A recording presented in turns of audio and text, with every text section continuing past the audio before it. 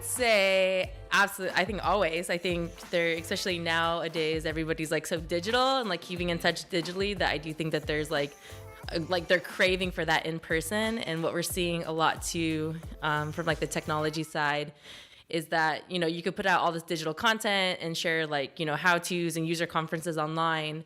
But we do see a lot of people that want to bring in their users to be able to like connect with that brand, touch that brand, interact with, you know, make it human, interact with people that make that brand come alive, to train them on their products and all that stuff. So yeah, I think there's always a need for events. And even like in San Diego, I would say, like not even tied to like Plan the World or what we've been doing, but I even just went to like a paint and like wine night last night for adults trying to like find friends. How'd you like it? I've seen them. It was, I never thought I would go. But it was just put on by like a bunch of 30-year-olds, you know. It was fun, but I do think it was fun. You know, we got on the talk of politics and I was like, this is not for me. But no, I would say, yeah, I think people are hungry to like connect in person and be together. For what my specialty for like the women CEOs is, absolutely, I think that it's very lonely to be a CEO. Like you're making a lot of decisions. You have a lot of people that depend on you. You're hustling really hard.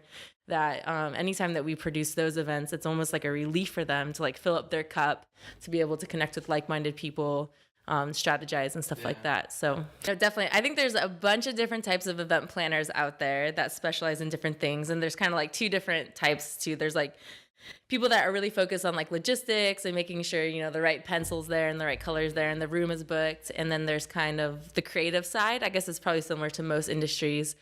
So I would say what we specialize is in everything. So we come up with the brand, the name of the event, the budgets. A lot of times it's people that don't need, that they know that they need an event, or they've been doing something on their own that's been like a really small scale, and we kind of come in and build on that foundation to take it to a whole nother level.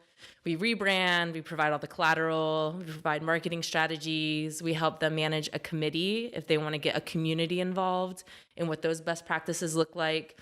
We run weekly meetings with them and their committee if needed.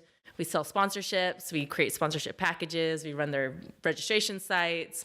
We onboard all their sponsors in addition to planning the whole thing, because they're all so intimately intertwined. And I think what makes an event really kind of take off is like that buy-in and that love and that care that comes from providing that full service, like event planning. Yeah, absolutely. I think to kind of go back to what you're saying, there is like a secret sauce of combining and not siloing all those items together and constantly having like the key stakeholders discussing and being involved in all of that. Sometimes our clients definitely take a role that is more in like an approval phase, but really that's where the magic comes from, is like when you talk about partnerships or what if we did this or what if we could do that. I think when stuff's siloed, then it's everybody just in their lane doing the minimum. So that creativity kind of dies with that. Mm-hmm.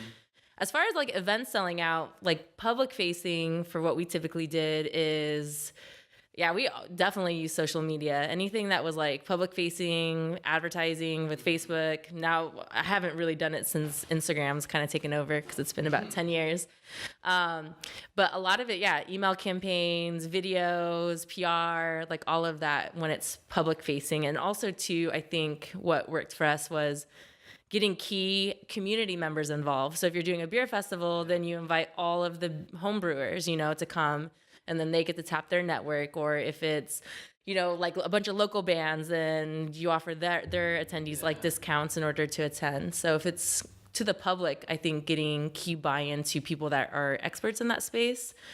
It's almost like a type of local influencer marketing. Yeah, a little, yeah, before like the influencer marketing was like a thing. I remember, yeah, that's back when like Yelp finally started their like, I don't know, what are like the Yelpers that like Yelp the most? Do they have a word? I don't know, is that they're just like the Yelpers? I remember like Yelper. We'd be like, please come to our events, you know, so that you could like cover it. That is funny, yeah, it's for influencer marketing. For our public facing ones now, What's nice is like when you like look at your demographic and who you're trying to get there is ours is just women CEOs. And there's just key groups of women CEOs that are looking for events like we do. And so we just include those groups in on committees or certain outreach programs and stuff. What's interesting though, I would say with like the older CEO or people that don't have as much time as, say, like someone that works a full-time job that might be like, in the San Diego scene that likes to party and do things. But, women that own their own companies that have very limited time, it's a lot more delicate. Like it's so much more time on the content, the benefit of attending, what they're going to get out of it, why it's worth spending time away from their family to come to these events. And we spend a lot of love and care focusing in on that. Yeah, no, that's awesome. It's you mentioned a couple times just storytelling. How much does that play a part in getting the event out there? It's like the soul of the event. No, I would say I think it's everything. I think like the tagline and the branding, and then the people that are buying into you to speak at these conferences or attend these events or play at these events. Like you have to tie it all together so that they understand like what the whole theme is, For our events, it's a lot deeper just because of the caliber of people that attend. Compared to like a beer fest, it's like if you like beer, you're gonna go to a beer fest, But you do still have to tell the story for that. You have to like make sure the breweries feel like they're welcome and that they're a part of it, and yeah.